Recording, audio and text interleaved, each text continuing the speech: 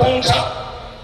মনে রাখা দরকার, দেশের জনগণ চাইলে আপনারা গদিতে থাকুন, আরো 20 বছর ধরে রাজত্ব করুন, কিন্তু ভারতীয় সংবিধানের পবিত্রতা রক্ষা করুন।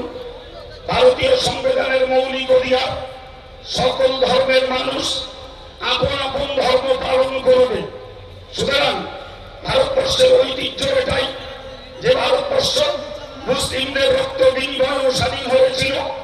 সে ভারতের মুসলিম তার মসজিদ, তার মাদ্রাসা, তার কবরস্থান, তার ঈদগাহ, তীর্থ সম্পত্তি, এ সবগুলো তাদের সম্পূর্ণ নিজস্ব আয়ত্তাধীন। তারা সেটাকে কিভাবে ইউটিলাইজ করবে, কেমন করে ব্যবহার করবে, সেই স্বাধীনতাটা তাদের হাতে রেখে দিন। আপনি রাজত্ব করুন, দেশ চালান, কিন্তু এই দুর্নীতি ছাড়ুন যে দেশের মানুষকে লিলিয়ে দিয়ে নিজে গদি দখল করবেন।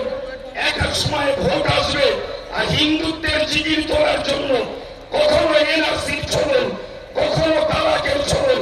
আজকে মহারাষ্ট্রের যে তার ধান্দায় সম্পত্তি সংশোধনের এই ধান্দা তোলা, এই জাতীয় দুর্নীতিগুলো ছাড়ুন।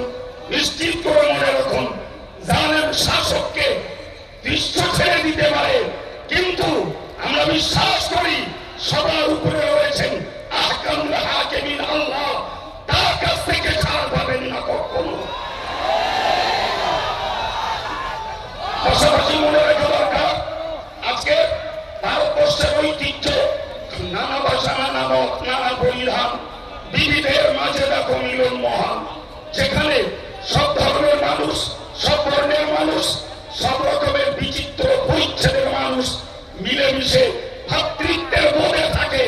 কেবলমাত্র আজকে বিগত কয়েক বছর দেখছি, যখন থেকে বিজেপি সরকার কেন্দ্রে এসছে তখন থেকে জাতি দাঙ্গা, সাম্প্রদায়িক দাঙ্গা, ভাতৃত্বের ভিতরে দিচ্ছে খতিয়ে কেবলমাত্র এদের নেতৃত্বের লোভ আর মাতব্বরি।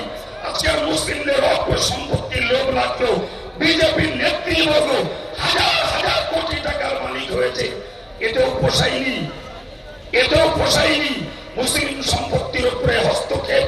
বলতে ইচ্ছা করে রবীন্দ্রনাথের কবিতা, এ জগতে হয় সেই বেশি চাই, আছে যার ভরি ভরি রাজার হস্ত, করে সমস্ত কাঙালের সঙ্গে দুর্বলের মাল চুরি। এদের চরিত্র হলো সংখ্যালঘুদেরকে দমিয়ে দিয়ে নিজেদেরকে অত্যাচারের স্কিমগুলো আর চালাবো নিজেদের পক্ষ থেকে। প্রিয় ভাইরা আমার, আমি আপনাদেরকে বলবো যে কথাই আপনাদেরকে শুনিয়েছি সঙ্গে বলবো, মোদীজিকে ধন্যবাদ, অমিত শাহকে ধন্যবাদ। মাঝে মাঝে একটু খোঁচা দিলে মুসলমানের ইমানি জজবাটা বাড়ে, মাঝে মাঝে ছবল দিলে মুসলমানের গুপ্ত ইমানি জজবাটা সত্য হয়ে ওঠে। এটাই মুসলমানদের আজকের বড় পাওনা। শেষ কথা, আমরা রাষ্ট্রীয়ভাবে দেশের প্রক্রিয়া অনুযায়ী আন্দোলন করব, তবে আমি সবের কাছে আন্তরিক নিবেদন করব, আমরা আধ্যাত্মিকতায় বিশ্বাসী। সকল ভাইদের কাছে আমার দাবি, আপনারা একটু খাস করে আন্তরিকতার সঙ্গে আল্লাহর কাছে একটু দোয়া চান। বিশ্বাস করুন, যেখানে স্কাট কাজ করে না, ক্ষেপণাস্ত্র কাজ করে না, মিসাইল কাজ করে না, ইমানদারের দোয়া সেখানে কাজ করে।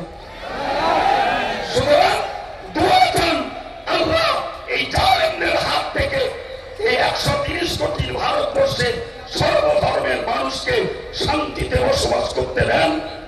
এইটুকু বলেই আমি আমার বক্তব্যে দিতে যাচ্ছি।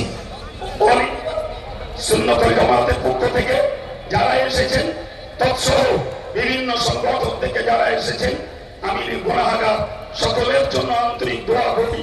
আমি অল ইন্ডিয়া সুন্নতুল জামাতের নগণ্য একজন খাদেম হয়ে সবার জন্য আন্তরিক দোয়া।